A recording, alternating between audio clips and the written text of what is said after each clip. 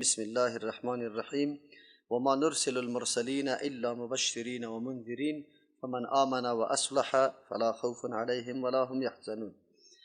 در درس‌های گذشته چرا ما از داستان‌های انبیاء علیهم السلام بحث میکنیم، در این مورد گپ زده بودیم و همچنان انبیاء علیهم السلام کیها هستند ایرام گپ زده بودیم. امروز در مورد از این گپ میزنیم که نبوت و رسالت چی فرقی داره، یک کسی که پیغمبر انتخاب میشه و کدام مردم است، چی خصوصیاتی داره، آیا این امر وحی است بخششی از جانب الله متعال یعنی که توسط کسب به دست آمده میتونه. در مورد فرق بین نبی و رسول، نبی از خود امی صیغه به وزن فاعل است، گاهی به معنای فاعل می باشه گاهی به معنای مفعول. نبی خبر دهنده را هم میگه و نبی به معنای خبر داده شده هم. پیغمبرا را نبی به خاطر میگه که خبر به مردم میده از احکام الله متعال و خبر داده شده هم هستند از جانب الله متعال، توسط ملک برای ازیا خبر داده میشه، از او خاطر نبی گفته میشه. رسول به وزن فاعل است و هم دو معنا داره، هم روان کننده و هم برای کسی که روان کرده شده است. اینجا فاعل به معنای مفعول است، یعنی شخصی که فرستاده شده باشه از جانب الله متعال برای یک انجام وظیفه. علما در بین نبی و رسول فرقای متعدد را قائل هستند و میفرمایند که نبی کی را میگه و رسول کی را میگه.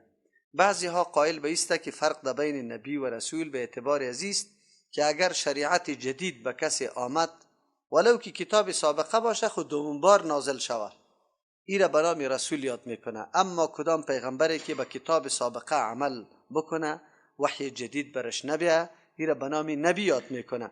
و این فرق اکثر علما در کتابای خود ذکر کرده. اما بهترین فرق در بین نبی و رسول بعضی علما این ذکر میکنه که فرق در بین نبی و رسول است که نبی کسی است که تنها به اصلاح خود مامور شده باشه، به خاطر که موقعیت اینطور موقعیتی است که ضرورت به این نداره که به اصلاح دیگران اقدام بکنه و را دعوت بده، تنها مامور به اصلاح خود است، ضرورت به این نداره که دعوت بده.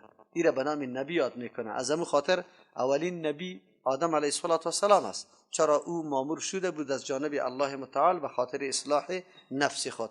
اما زمانی که با مکلف شوه یا مامور شوه به اصلاح دیگران هم که او را اصلاح امت گفته میشه، این به نام رسول یاد میشه، یعنی کسی که مکلف به شریعت میشه و برش گفته میشه که تو اینی وظیفه را برسان، یعنی احکام الله متعال به مردم تبلیغ کو، دعوت بده.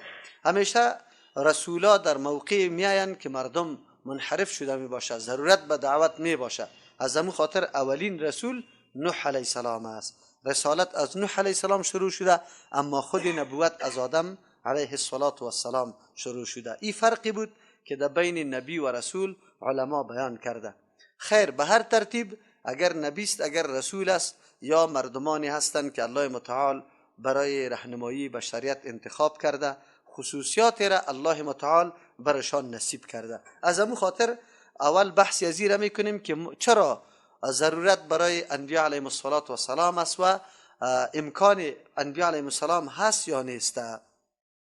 یک تعداد از فلسفه دانا و مردمایی که اکثر عاشق ماده است و فریفته ماده پرستی است از روان کردن انبیاء علیهم السلام منکر بودند و می گفتند که رسول مسئول وجود نداره. اصلی ریشه انکاری از یا از جای دیگری سرچشمه میگیره. او است که آیا عالم ماورای ماده یا مادیات موجود هست یا نه، یعنی امر معنوی هم وجود داره یا نداره. الحمدلله امروز در جهان تمام او قشرهایی که سابق انکار میکردن از اینکه عالم معنوی وجود نداره یا روحانی وجود نداره، آلی قائل به این هستند که هست. چرا؟ به خاطری که یکی از جمله دانشمندای فرانسوی او این گپ ثابت کرد که به نام دکتر مسمر یاد میکنه. او تحقیقات کرد و بعد از او دلایل ارائه کرد که یک عالم دیگری معنویت وجود داره. اما کسایی که انکار میکرد و فرفتی عالم مادی بودن و حیران شدن، در حالی که وجود انسان خودش مرکب از دو جز است. یکی عالم مادی است که جسم ماست، اما یک عالم دیگه که روح است و عالم معنوی است. همی عالم معنوی ماورا از مادیات است، توسط وسایل و اسباب گپا دیده نمیشه. از امو خاطر است که ارتباط یک انسان مثل که با ماده داره، یک ارتباط داره. ما و شما با تمام اشیایی که میبینیم لمس میکنیم ارتباط داریم. اینمی قسم روح ما یک ارتباط با الله متعال داره، چرا که روح از جانب الله است. و یسالونک عن الروح قل الروح من امر ربی، بگو که روح از جانب امر پروردگار است. اینجا اینمی روحا یک رابطه که با الله متعال داره. بعضی روحای است که او الله متعال او را در مرتبه خیلی بالا گذاشته شه و او را قدر داده، او را خوب تربیت کرده و نزدیکی را برش نصیب کرده که اونمو روح انبیاء علیهم السلام است. و اونمو مردم الله انتخاب میکنه به خاطر که تمام آن چیزی را که الله متعال اراده کرده برای بشر برسانه. این موضوع ممکن بودن عزیزته که انبیاء علیهم السلام در جامعه امکان ازیره داره که بیایه، به خاطر که وقتی انسان از دو جز مرکب شد، عالم روحی هم برایش موجود است، عالم معنوی. اینمی عالم معنوی تکمیل میشه، ضرورت پیدا میکنه که با امو ذاتی که ایره روان کرده با او رابطه داشته باشه و هر قدر که رابطه قوی باشه امو قدر به الله متعال نزدیکی حاصل میشه. آلی الحمدلله در این عصر فعلی ما مردمایی که حتی انکار از وجود الله میکرد و قائل به ایسته که بله یک هستی وجود داره. گپ ایسته که موجود بودن الله امری است که امر فطری، یعنی در فطرت هر انسان این گپ وجود داره که ما به یک چیز دیگر نیایش داشته باشیم، عاجزی داشته باشیم و یک چیزی هست که ما را کش میکنه طرف خود و ما به او اتکا میکنیم. امی چیز چی است؟ این معلوم کردن امچو توسط عقل شده نمیتونست. از امو خاطر اگر عقل میتونست بعد کل انسان ها مساوی میبودن، یک چیز انتخاب میکرد. مثلا برای اظهار عاجزی یک کسی اگر بت انتخاب کرده بعد کل انسان ها بت را انتخاب میکرد برای اظهار عاجزی خود. اما دیدیم که تفاوت آمد. کسی محتاب چی کرد؟ برای خود تعیین کرد برای معبودیت خود. کسی آفتابه، کسی حیوانات، کسی بت ساختگی خوده، کسی طبیعت. آن چیزی که در طبیعت خیلی قویتر و خوشتر برش معلوم میشد امور انتخاب برای عبادت خود میکرد و اظهار عاجزی خود برای او میکرد. معلوم شد که عقل نتونست، چرا که عقل اگر میتونست یک چیز انتخاب میکرد. آلی برای ازی که اینمی چیزی که ما برش عاجزی را ظاهر کنیم توسط کی بشناسیم؟ کی برای ما ای را معرفی میکنه؟ ضرورت شد به ای که الله اطور اشخاص را روان بکنه که وا از هر طرف تایید شده باشه. مردمانی که خطا سرشان صورت نگیره، مردمانی که از نگاه عقل، از نگاه همه چیز سالم هستند، همون مردم ها باید بیا و الله متعال برای ما معرفی بکنه. در مورد صفات الله متعال پیغمبران برای ما بیان میکنه. چرا هر انسان در زندگی خود به سه چیز ضرورت داره و سه عقیده مهمترین عقیده است. یک عقیده به الله و یک عقیده به روز آخرت و سوم چیزی که خیلی ما نیاز به عقیده برای زو داریم، آن چیزی را که الله متعال توسط انبیاء علیهم السلام من حیث قانون یا شریعت روان کرده که ما برش باور داریم. ایمان به الله متعال این نیاز فطری انسان است. ما پیشتر گفتیم که هر انسان در تلاش نمازی هست، چرا در وجود در فطرت هر انسانی گذاشته شده که نیایش به کسی میکنه و او توسط انبیاء علیهم السلام مشخص میشه. عالم آخرت که عالم غیبی است، این هم توسط عقل معلوم نمیشه. وجود یک جهان دیگری که او دارای خیر و شر است، مثلا دارای جنت و دوزخ است، اونجا حالات محاسبه است، این عقل درک کرده نمیتونه. این میسته که انبیاء علیهم السلام عالم غیبی را که آخرت است را برای ما معرفی میکنه، جنت و دوزخش برای ما تفصیلش بیان میکنه و آن چیزی که مناسب این حالت است ما میتونیم توسط دستورات یا راهنمایی انبیاء علیهم السلام برای خود پیدا بکنیم. از امو خاطر است که در مجموعه تاریخ انسانیت با وصفی که فاصله ها خیلی زیاد بعید است، دور است، در نفس پیغمبر بودن یا نبی بودن در یک قوم تقریبا کل مردم مشترک است، عقیده اتفاقی داره که بله پیغمبر است. البته در جزئیات اختلاف است. مثلا یهود نصارا در نفس آمدن پیغمبر چی دارن؟ اتفاق دارن، اما اختلاف در است که پیغمبر کی باشه، از کجا باشه، چه اوصافی داشته باشه. این موضوع است که اختلاف در بین مردم واقع شده. پس معلوم شد که در هر طایفه یک شخصی که او واقعا در بین تمام اشخاص ورزیده باشه، این مردم عقیده داره و امی انبیاء علیهم السلام است که مردم دعوت داده به سوی آن چیزی که سعادتشان است و از آن چیزی که سبب بدبختیشان میشه او را بیم داده. که ما آیت قرآن کریم هم خواندیم، الله متعال انبیاء علیهم السلام که روان میکنه، این دو وظیفه را در سر میرسانه و مردم راه واقعی خود پیدا میکنه. این مسئله امکان آمدن انبیاء علیهم السلام است که باید در جامعه بشری انبیاء علیهم السلام موجود باشه. چرا گفتیم که عقل تنها کفایت نمیکنه؟ آلی امی خصوصیات انبیاء علیهم السلام چی است؟ آیا این توسط عبادت های زیاد، توسط نسب خیلی قوی، یا توسط جمال خوب، یا توسط اخلاق خوب به دست آمده میتونه؟ نه خیر. نبوت یک امری است که از جانب الله متعال انتخاب میشه. ایتو نیست که کمایی شوه به کسب حاصل شوه، این گپ نیست. الله متعال انتخاب میکنه. آیت قرآن کریم است، آیت 75 سوره حج، الله متعال میفرماید الله یستفی من الملائکه رسولا و من الناس ان الله سمیع بصیر. الله متعال در میان فرشتگان هم انتخاب میکنه کسانی را که پیام آور باشه. رسول در اینجا کسی که پیام میرسانه، مثل که در بین ملائک الله متعال جبریل امین انتخاب برای این وظیفه کرده. بالای انبیاء علیهم السلام امی پیامه یا امی وحی الهی را جبریل امین میاره، الله انتخاب کرده. اونجا انتخاب مسئله انتخاب است. و من الناس، در بین مردم الله انتخاب میکنه کسانی را که و برش وحی بیایه، خبر برشان داده شوه، یعنی به سوی مردم گسیل شوه، معذف شوه و از تمامی کارها کل مردم آگاه بکنه. چرا؟ به خاطر که ان الله سمیع بصیر، الله شنواست و بیناست. الله میشنوه ضرورت مردم، فریاد مردم میشنوه. از او خاطر مقتضای مردم است که کسی باشه که یار راهنمایی بکنه. ما و شما زمانی که متردد می باشیم در یک امر، نزد عالم مراجعه میکنیم. زمانی که عالم بر ما فتوا میده، گپ میزنه، قلب ما مطمئن میشه، آرام میگیره. در غیر از او انسان مضطرب است.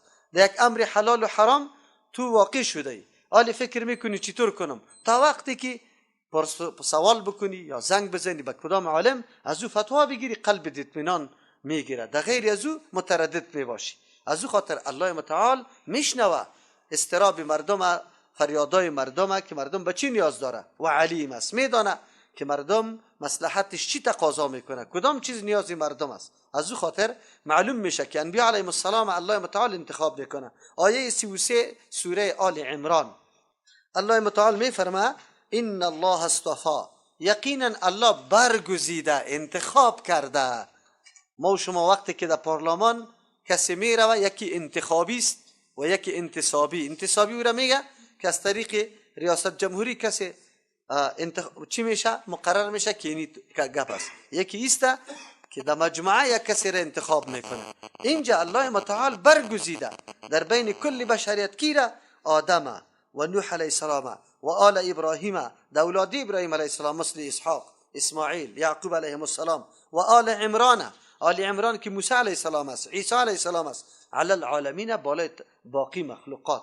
در بین مخلوقات الله متعال ای اشخاصه، ای افراد چی کرده؟ برگزیده برای انجام اینمی وظیفه. چون ای وظیفه خطیر و بزرگ است، الله متعال انتخاب میکنه.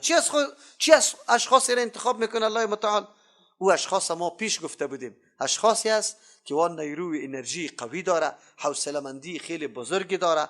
الله امو اهلیت و قابلیت دعوت، از صبر شکیبایی را، در تحمل مشقات، تکلیفا را، کلیش الله متعال قابلیت برش نصیب کرده. از امو خاطر است داستان انبیاء علیهم السلام زمانی که بیان میشه، آدم تعجب میکنه که چقدر سختی ها را متحمل شد، چقدر حوصله مندی داشت، چقدر اخلاق زیبایی داشت و چقدر یا خسته نمیشدن در راه دعوت.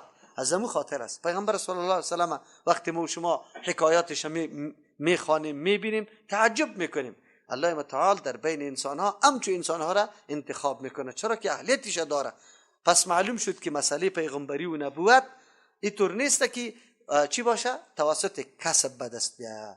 دیگه خصوصیت پیغمبران علیهم السلام است، یک خصوصیتش خوی بود که از جانب الله متعال انتخاب شده. دیگه خصوصیتش چیست؟ ای توسط پیام الله، توسط مقرر کردن الله شروع به دعوت میکنه. دعوت های انبیاء علیهم السلام اینطور نیست که ناشی از این شده باشه جبر و ظلم در منطقه دیده باز یک دمی شروع کرده به دعوت به قیام.